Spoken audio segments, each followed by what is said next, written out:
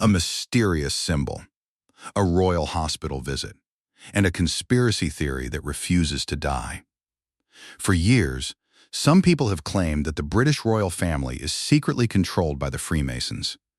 Others have gone even further, alleging hidden rituals, secret governments, and occult connections stretching back centuries. The evidence? A single photograph taken beside Queen Elizabeth II in 2013. But what if the truth is far more fascinating than the conspiracy? The British royal family and the Freemasons have been linked for nearly 300 years.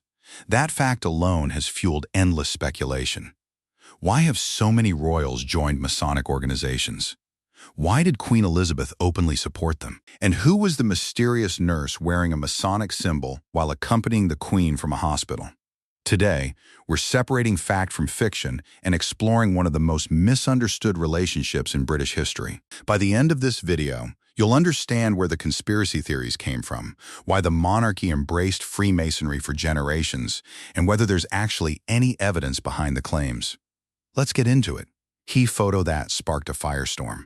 Sometimes one image is enough to ignite a global controversy. On March 4th, 2013, Queen Elizabeth II left a London hospital after receiving treatment for a stomach illness.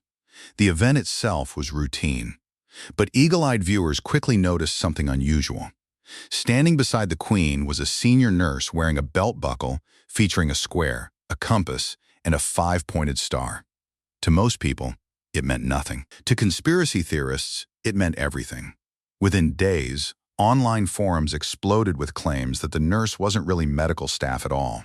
Some alleged she was a Masonic handler assigned to protect the Queen. Others insisted secret rituals had taken place inside the hospital. The most extreme theories claimed the photograph exposed a hidden alliance between the monarchy and a secret organization controlling world events. The image spread rapidly. But before we can understand why people reacted so strongly, we need to answer a more basic question. Who are the Freemasons? The world's most famous secret society. Few organizations attract as much curiosity as Freemasonry. For more than 300 years, Freemasons have operated as a private fraternity built around moral teachings, symbolism, charity, and personal development. Unlike a political party or religion, Freemasonry functions more like a network of lodges where members gather, learn, and support charitable causes. The organization's symbols are everywhere. The square, the compass, the apron, the all-seeing eye. These symbols have become so recognizable that many people immediately associate them with hidden power. And that's where the myths begin. Because Freemasonry keeps some traditions private, outsiders often imagine something far more sinister than reality. Over time, stories emerged claiming Masons secretly controlled governments, banks, wars, and even entire nations. Some theories suggested they worshipped Lucifer. Others claimed they were preparing a one-world government. And yes, some people even insisted that top Freemasons were shape-shifting reptilian aliens. As unbelievable as that sounds, millions of people have embraced these ideas. But where did such theories originate? How the myths were born? Many conspiracy theories can be traced back to one simple fact. People fear what they don't understand. Freemasonry's roots actually begin in medieval Europe. During the construction of great cathedrals, skilled stonemasons formed professional guilds. These workers traveled from city to city and developed secret signs and passwords to identify one another. Back then, these methods were practical. There were no ID cards, no digital records, no modern credentials. The signs protected workers from fraud. As centuries passed, wealthy intellectuals began joining these guilds. Gradually, the builders disappeared, and philosophers, scientists, politicians, and aristocrats took their place. The tools of construction became symbols of personal growth. A hammer no longer represented masonry. It represented self-improvement. A compass symbolized moral boundaries. A square represented integrity. Yet because many rituals remained private, rumors flourished. And those rumors became even more dramatic when some of history's most influential figures joined. Names like Benjamin Franklin, George Washington, Wolfgang Amadeus Mozart. When powerful people gather behind closed doors, imagination fills the gaps. Why the Vatican declared war on the Masons? One of the biggest reasons Freemasonry became controversial was its long conflict with the Catholic Church. In the 18th century, the Vatican viewed Masonic teachings as dangerous. The idea that people from different faiths could gather under one symbolic concept of God challenged traditional religious authority. Popes repeatedly condemned Freemasonry. Catholics were forbidden from joining. The conflict intensified over the centuries and continues today. In fact, the Vatican has repeatedly reaffirmed its opposition to Freemasonry, even in modern times. But here's the key detail many people miss. The British monarchy wasn't Catholic, and that changed everything. Why the royal family embraced Freemasonry. To understand the connection between the monarchy and the Masons, we need to go back to King Henry Wyatt. When England broke away from Rome in the 16th century, the monarch became the head of the Church of England. As a result, papal bans carried little influence over the British crown. For British rulers, Freemasonry wasn't viewed as a threat. It was viewed as an asset. Beginning in the 18th century, members of the royal family joined Masonic lodges in significant numbers. Princes became Grand Masters. Royal figures held leadership positions. The relationship strengthened over generations. From the monarchy's perspective, the Masonic network offered something extremely valuable: connections. Across Britain and throughout the empire, influential individuals gathered in lodges. Business leaders, military officers, government officials, diplomats.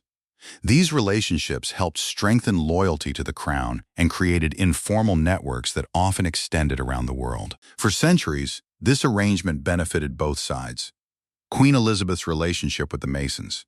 Queen Elizabeth II herself was never a Freemason. Traditional Masonic lodges accepted only men.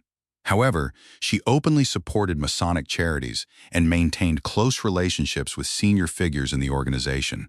Her father had been deeply involved. Her husband, Prince Philip, joined Freemasonry. Several royal relatives held important leadership roles. Rather than hiding these connections, Elizabeth acknowledged them openly. She attended events, supported charitable projects, sent official messages recognizing Masonic contributions to society. To her, Freemasonry was not a secret world government. It was one of many historic institutions connected to British public life.